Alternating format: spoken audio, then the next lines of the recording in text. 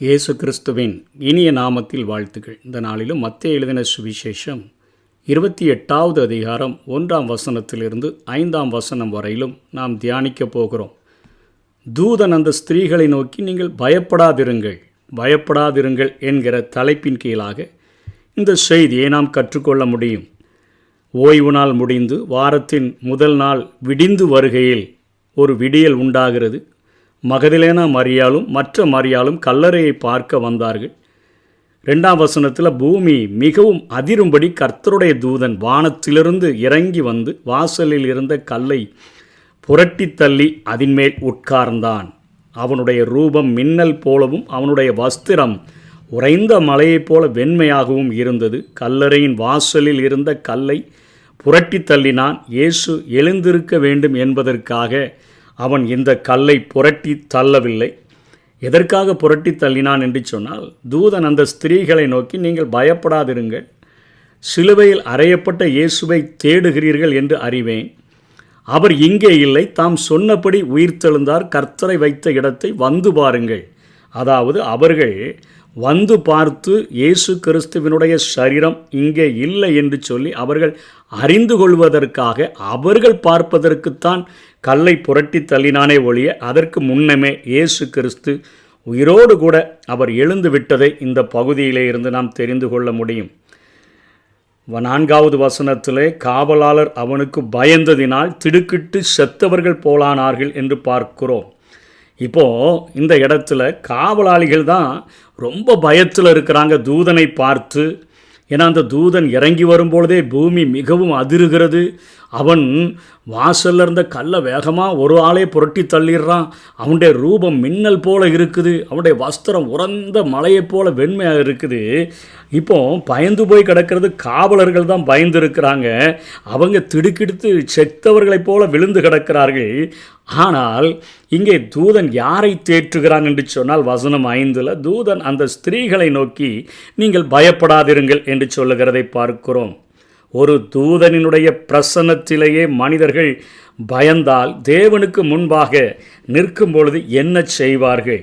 வெளிப்படுத்தல் 20ஆம் அதிகாரம் 11, 12, 13 பார்க்கிறோம்.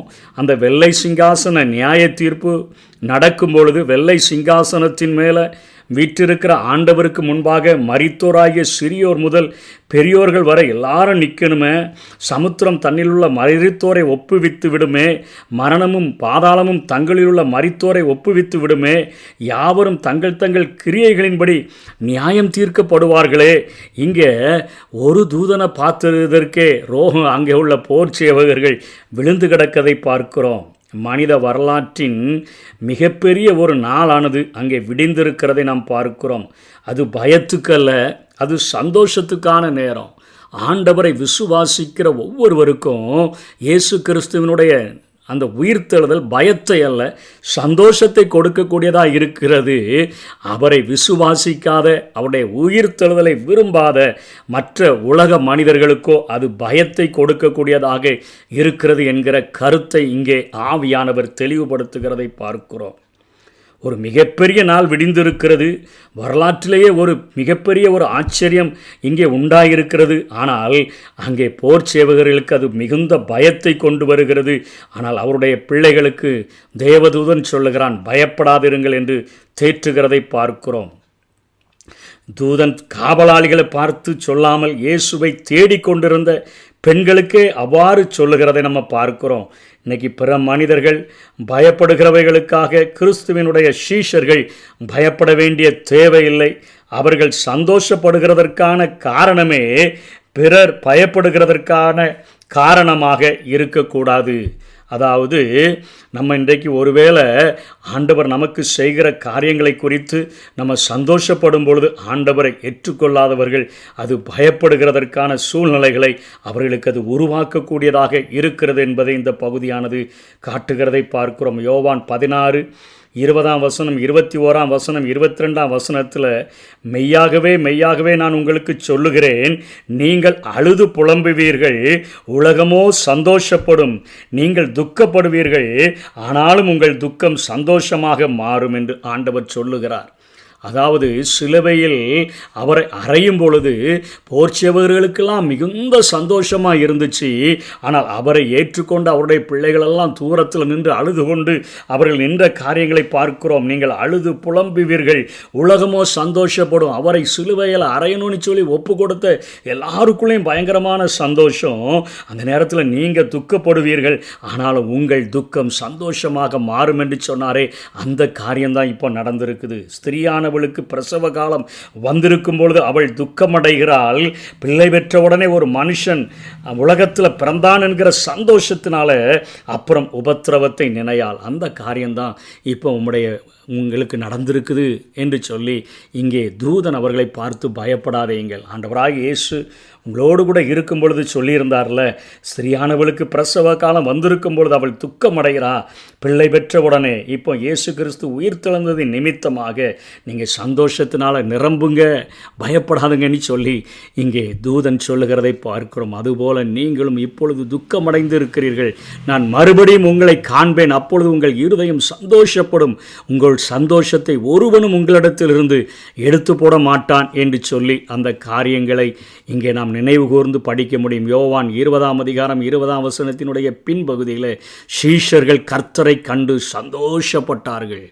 உலகத்துக்கு துக்கமாய் தோன்றுகிற காரியங்கள் நம்முடைய வாழ்க்கையில் இயேசு கிறிஸ்துவை ஏற்றுக்கொண்டோம் என்று சொன்னால், ஒருவேளை நம்ம ஒரு அழுகையின் பள்ளத்தாக்க உருவம் நடந்து கொண்டு சென்றாலும் அதை நீரூற்றாக மாற்றிக்கொள்ளுகிற ஒரு வழியை, ஒரு வாய்ப்பை, ஒரு எதிர்காலத்தை ஆண்டவர் நமக்கு தரக்கூடியவராக இருக்கிறார். அதைத்தான் இந்த விடிந்த நேரத்தில் ஆண்டவர் தன்னுடைய அந்த அழுது கொண்டிருந்த அந்த ஸ்திரீகளுக்கு, அங்கே வந்து பார்க்க வந்திருந்த ஸ்திரீகளுக்கு, இயேசுவை பார்க்க வேண்டும் என்று ஆசையாக இருந்த ஸ்திரீகளுக்கு ஆண்டவர் அங்கே பயப்படாதிருங்கள் என்று சொல்லி ஒரு சந்தோஷத்தை அவர்களுக்கு கொடுக்கிறதை பார்க்கிறோம். அதனால தான் சீஷர்களும் கர்த்தரை கண்டு சந்தோஷப்பட்டார்கள் என்று சொல்லி நம்முடைய வாழ்க்கையிலும் உயிர்த்தெழுந்த ஆண்டவராகிய இயேசு கிறிஸ்து இன்றைக்கு சொல்லுகிற வார்த்தை என்ன?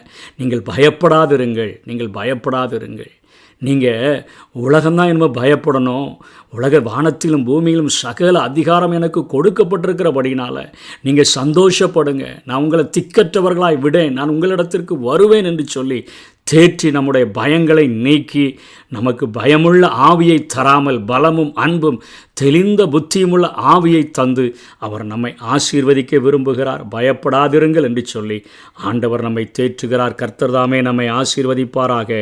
ஆமென். பயப்பட மாட்டேன், நான் பயப்பட மாட்டேன், பயப்பட மாட்டேன், நான் பயப்பட மாட்டேன்.